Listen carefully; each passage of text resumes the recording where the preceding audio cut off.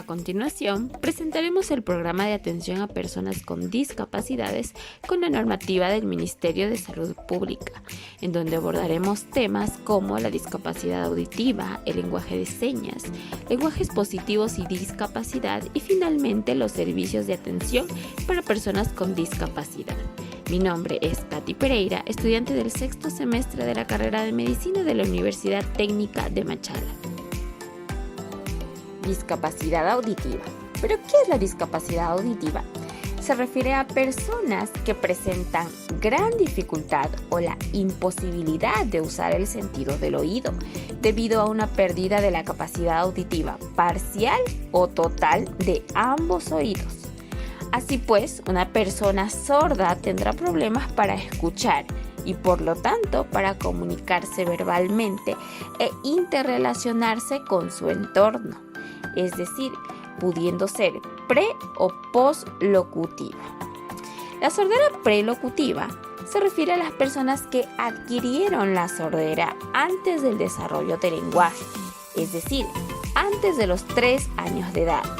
La lengua materna o la lengua natural, en estos casos, la lengua de señas ecuatoriana, en estas personas no se van a beneficiar con la terapia de lenguaje o con la utilización de audífonos, porque no existen remanentes auditivos.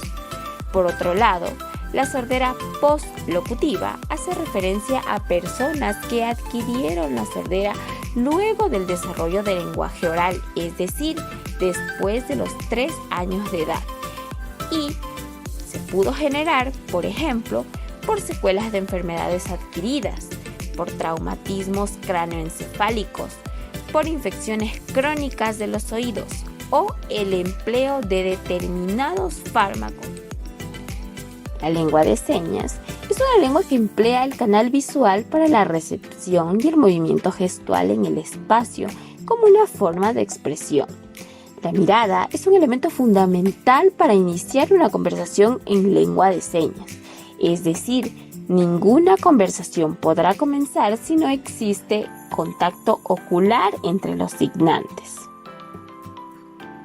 Además, no existe una lengua de señas universal, es decir, cada localidad desarrolla una manera particular de comunicación de acuerdo a su contexto. En nuestro país se practica la lengua de señas ecuatoriana. Dentro de los dispositivos de apoyo en discapacidad auditiva, presentamos a los audífonos retroauriculares y a los audífonos intracanal.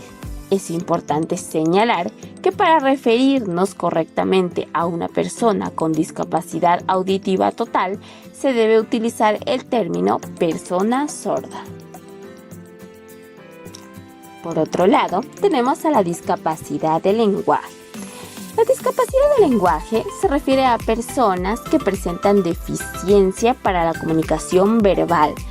Esta puede estar causada por alteraciones, por anomalías, por perturbaciones o trastornos del lenguaje que dificultan de manera más o menos persistente la comunicación lingüística, afectando no solo a los aspectos lingüísticos, sino que también a los aspectos intelectuales y de la personalidad, interfiriendo en las relaciones y el rendimiento escolar, el rendimiento social y familiar.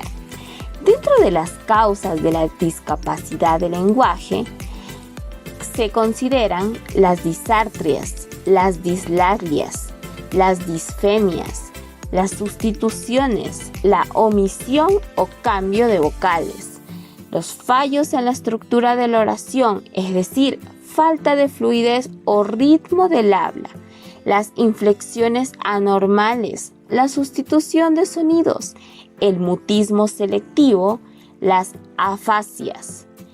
Es así que el CIE-10 clasifica los trastornos del lenguaje en trastornos de la pronunciación como F80.0, trastornos de la expresión del lenguaje como F.80.1 y los trastornos de la comprensión del lenguaje, es decir, F80.2. La terapia de lenguaje y la rehabilitación auditivo-oral pueden ser de gran ayuda y de beneficio en un buen número de estos casos.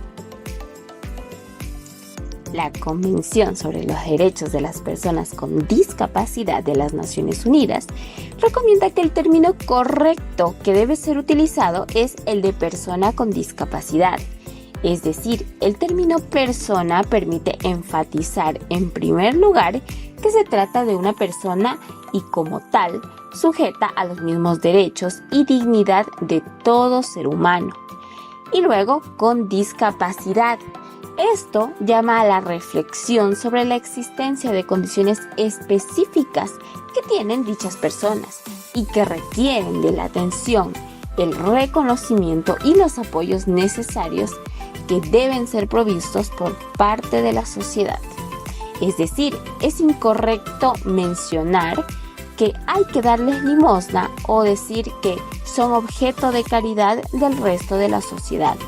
Es correcto mencionar que no debemos garantizar el cumplimiento de sus hechos y de sus deberes y que la sociedad los reconozca como sujetos de derechos y obligaciones con igualdad de oportunidades. Por ejemplo, otra frase que no se debe decir es: hay que internarlos en una institución especializada. ¿Es correcto mencionar? No. Lo que debemos hacer es crear las condiciones para que construyan un proyecto de vida accesible y autónoma en el marco de una sociedad incluyente. Es necesario que identifiquemos las palabras y los términos que se deben decir para dirigirnos de manera adecuada hacia las otras personas con discapacidad. Los servicios de atención para personas con discapacidad son servicios que promueven el desarrollo de la autonomía e inclusión social de las personas con discapacidad mediante la corresponsabilidad de la familia y la comunidad con un enfoque de derechos, de desarrollo humano, de inclusión y un modelo ecológico social. Es así que el 10 de enero del año 2013 se publica la norma técnica con acuerdo ministerial número 00163 que regula y viabiliza los procesos de implementación y funcionamiento de los servicios y modalidades de atención para las personas con discapacidad, con la finalidad de operativizar y homogeneizar la prestación de servicios para este grupo de atención prioritaria a través de las siguientes modalidades. Primero, centros diurnos de cuidado y desarrollo integral para personas con discapacidad. Segundo, centros de referencia y acogida inclusivos para el cuidado de personas con discapacidad en situación de abandono. Y tercero, atención en el hogar y la comunidad. Como parte del fortalecimiento del servicio MIES en sus 3 modalidades, se establece un modelo de atención para las personas con discapacidad que asisten a los mismos. Pero, ¿cuáles son los centros de atención a personas con discapacidad? Bien, tenemos los centros diurnos de cuidado y desarrollo integral para personas con discapacidad y también los centros de referencia y acogida inclusivos para el cuidado de personas con discapacidad en situación de abandono. El primero, este servicio se propone habilitar y rehabilitar las destrezas de las personas con discapacidad en las actividades de la vida diaria, dentro del entorno familiar y comunitario, para lo cual contará con espacios de terapia social, de sensibilización, de participación e interacción a través de la elaboración de planes individuales y familiares de atención.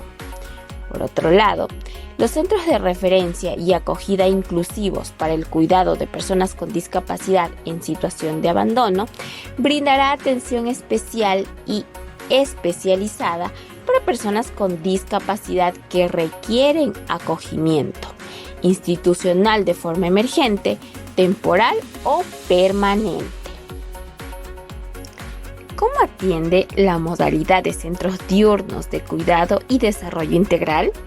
Bien, atiende a personas con discapacidades desde los 12 a los 65 años de edad, a sus familias y comunidad durante 5 días a la semana en jornadas diarias de 8 horas de atención, en el horario de 8 de la mañana a 17 horas de la tarde. La modalidad de los centros de referencia y de acogida inclusivos para el cuidado de personas con discapacidad y en situación de abandono atiende a personas con discapacidad sin referente familiar durante los 365 días del año, las 24 horas diarias. Es decir, que cada centro tiene el siguiente equipo transdisciplinario. Cuenta con un coordinador, 3 terapistas, un psicólogo clínico, una trabajadora social, 4 facilitadores en el centro diurno, 9 facilitadores en el centro de acogimiento, 4 auxiliares de facilitadores en el centro diurno y 9 en el centro de acogimiento. Finalmente, un auxiliar de enfermería en el centro diurno y 2 en el centro de acogimiento. Pero, ¿cuáles son los requisitos para el ingreso de las personas con discapacidad a los centros diurnos de cuidado y desarrollo integral?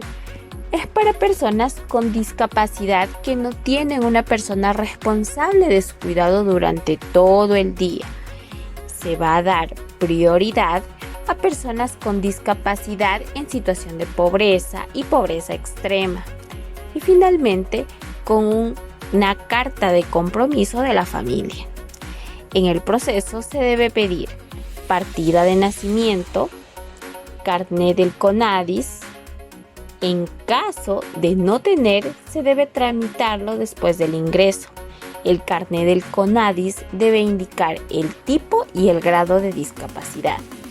Por otro lado, la carta de compromiso firmada por la familia de la persona con discapacidad. Por otro lado, tenemos a los centros de referencia y acogida inclusivos.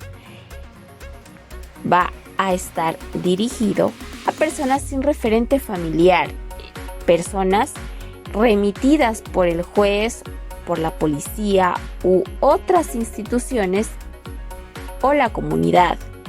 Se da prioridad a personas con discapacidad en situación de pobreza y pobreza extrema.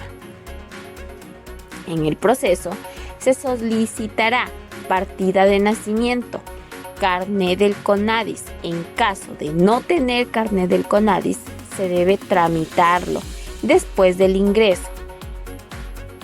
Luego, se necesitará la carta de compromiso firmada por la familia de la persona con discapacidad en caso de reinserción familiar. Dentro del proceso de fortalecimiento a través de la atención diaria, tenemos al equipo transdisciplinario. Este se turna para recibir a las personas con discapacidad diariamente. Si es primera vez que ingresa al servicio, se debe realizar el proceso de adaptación. Luego tenemos al coordinador del centro. Este pasa por todos los grupos registrando la asistencia diaria. Los usuarios realizan actividades de autocuidado. Se brinda el desayuno de acuerdo al plan nutricional. Para la salida se debe entregar a un familiar responsable. En el caso del centro diurno, en acogimiento se continúa con las actividades artísticas, con las actividades lúdicas, las actividades individuales o las actividades grupales.